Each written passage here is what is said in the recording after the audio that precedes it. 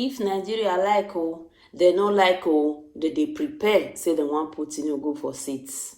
Whether una like am or una not like am, they say una see this man where they sleep, so they say they want put him for seats. Wetin me no understand na be say, for Nigeria, is it that the law is not working, or the people does not have voice, or is it the old people that we force themselves on the young people to do whatever that suits them, or what is it? Because this thing wey me dey hear so, I no understand. Abeg, make una join me, listen carefully to this video, because it go enlighten una and it go teach una more about things wey una no know for Nigeria, and they want to impose force something wey be say una no need upon una, and how Nigeria go take progress. Now that one I be my own personal question. Abeg, make una leave am for comment section. Ahead of the takeover on May 29th, as the 16th president of the Federal Republic of Nigeria, the President-elect Bola has already begun team building, with the Speaker of the House of Representatives, Femi Gbajabiamila, said to have been penciled down as his chief of staff, also believed to be in consider for some serious role in the coming administration, his former Commissioner for Finance, Wale Edun, and the Kebbi State Governor, Atiku Bagudu, among other familiar faces currently being identified for different roles. This is as renowned playwright and popular Nobel laureate Professor Wole Soyinka has warned Tinubu against failing to restructure the country, saying it was the only way out of the current national ordeal. However, in readiness for this administration's takeoff next month, it is gathered that Gbajabiamila has begun to discharge his duties as the chief of staff to Tinubu, having unofficially resumed with him in France with a view to working out processes and plans, including calendarizing his activities now. So joining us is Nicholas Felix, former presidential aspirant of the APC and Deputy National Youth Coordinator of APC Presidential Campaign Council. I want you to weigh in on, this picks. Gbajabiamila as chief of staff. We're hearing names being bandied around like Wale Edun. Probably he'll do a lot of work in finance. How would all of this picks help to resuscitate Nigeria's decaying economy as we speak? Good morning to you and good morning to Nigerians. Thank you for having me this morning. First of all, let me, it has not been official yet, but I think Femi Gbajabiamila is a great guy for this position, considering his wealth of experience. And as chief of staff, you understand, to the president, there are two things that are important. You pick somebody that you trust, and you also pick somebody that is capable. You may have people that are capable, but as president, if you don't trust them, you can't pick them. So I believe, considering his relationship to Asiwaju, the president-elect, is a great pick. He's been in the House for over 20 years. He was a minority whip, minority leader, majority leader, and current speaker of the House. So all this put together, I think Femi is a great guy for the position. Well, let me ask you, what kind of cabinet? You've talked about, the position of the chief of staff. What kind of cabinet, in terms of outlook, in terms of composition, will you be recommending to the president-elect? For me, with what I've known Asiwaju to be our president-elect, and which is something everybody knows throughout the campaign, nobody said anything about this. He's a man that knows how to pick talent. He's a man that believes in diversity.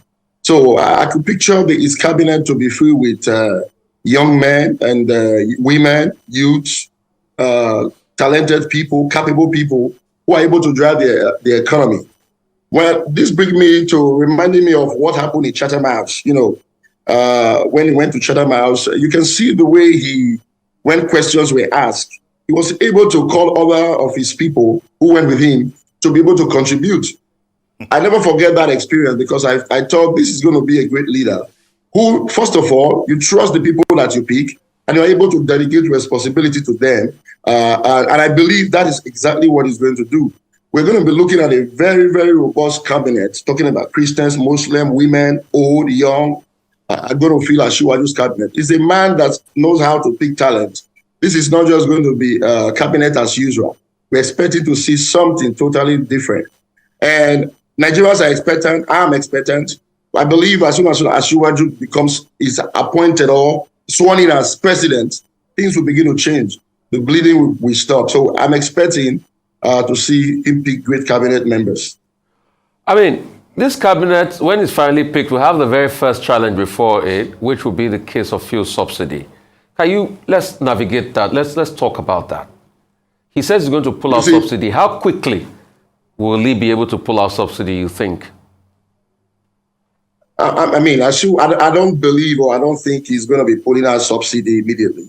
There are things he's going to have to look into, joining forces and picking minds from his cabinet members. But I'm not scared. Why? When Asiwaju took over Lagos as governor, even after the then president refused or withheld the federal allocation, look at what he was able to do. He was able to maneuver, get Lagos running, even without receiving money from the federal government. Yes, the economy right now is tough. Things are very tough in Nigeria. And that's why I'm glad that Nigerians picked a man that is this experienced, a man who understands what it means to run an economy. So I know as soon as he's sworn in as president, he's going to get working. And for the fuel subsidy, I don't expect him to just pull out for the subsidy immediately. It's going to take time. And like I've always proposed, this fuel subsidy should be done in phases to ease the pains of Nigeria. So I'm sure when he's sworn in, he's going to join hands with his cabinet members to decide on when and how to go about that. Well, let's talk about opening it up now beyond cabinet formation, about the performance of young people in the last general elections. We've had cause to celebrate a few young persons who seem to have justified the not too young to run bill and act that followed it. What's your take in terms of how young people fared in the election and how you think going forward in the future, what else we need to look at in terms of increasing, deepening youth participation in terms of elections, elective offices, that is? Yes, thank you for that question. As you know, I've always been an advocate for the youth in governance, whether by election or by appointment. And I'm sure, this election, youth were very active in voting. Now, during my interviews and during campaign, there's something I've always said, that my focus is beyond 2023 election. My focus is looking at the next election, where we have so much youth to be voted for, not just to vote, various youths at various levels, even from the president to the governor, House of Reps, Senate, and all of that. So I'm looking forward to having youth in governance. Now, if you listen to the speech by President-elect the day he was given a certificate of return, you can see his speech was so much on the youth. He talked about he's looking forward to a youth becoming a president. He's looking forward to youth in governance. I was right there. I was quite very excited that even after he has won, this was not just a political statement talking about empowering the youth. This is something that Asiwaju, President-elect, really wants to do by getting youth involved. And that is a clarion call for all youth out there. It's not enough to just stay on social media and tweet. It's not enough to just insult on social media. Election is over. The next phase of election is coming. Before you know, it's right by the corner. It's time now for us to get into elective office. It's time for us to be strategizing, thinking about what to do and how to get into governance. We have 8 states that are coming up for governorship elections, some this year, some next year. It's time for you to rise up, start strategizing and putting things together for us to have a large number of youthful candidates in the next general election. That has been my drive and what I desire and hope to see. This election was great. Youth were energetic to going out to vote, but now youth need to be on the ballot paper to be voted for. A lot of people have complained about the outcome of this election, that it was marred with a lot of irregularity, there were violence and others. People are discontent, and evidently there's a case in court. What do you think that this cabinet makeup would do as regards electoral reforms, which a lot of people have now seen the need for, with this last election? For instance, will this cabinet also push to be able to completely adopt and give legal backing to most of the recommendations of the Ways report? Asiwaju, President-elect, is a Democrat. And I believe he means well for Nigeria. And that's one of the reasons I supported him and went all the way in backing him up. And I'm glad he won. And I want Nigerians to get ready for a surprise. Many Nigerians who have who have thought APC have nothing good to offer, they're going to be surprised because Asiwaju is going to come and start getting things done. He's a true Democrat. He's somebody that believes in democracy. So every bill they're going to pass, the cabinet, the House, to ensure that whatever flaws we experience in this election are corrected.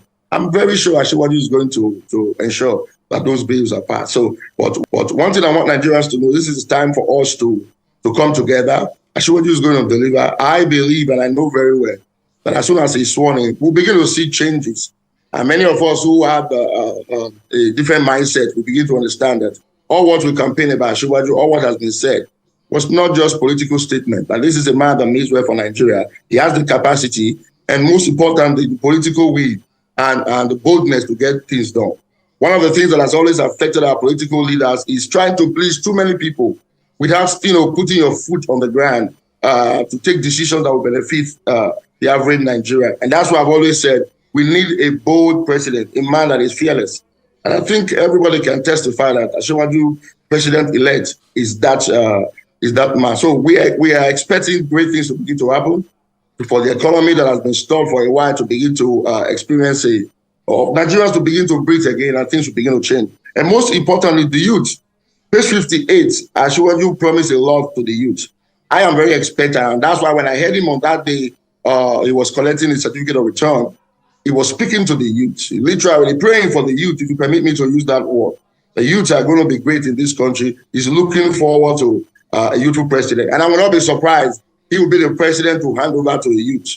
I'm looking forward to that. So let's be expectant that this administration is going to cause Nigeria to smile again. Okay, I mean, we've seen a lot of lobbying. People being recommended to Asiwaju that, this should be a very strategic person to be part of this government. Some people have asked members of their communities to say that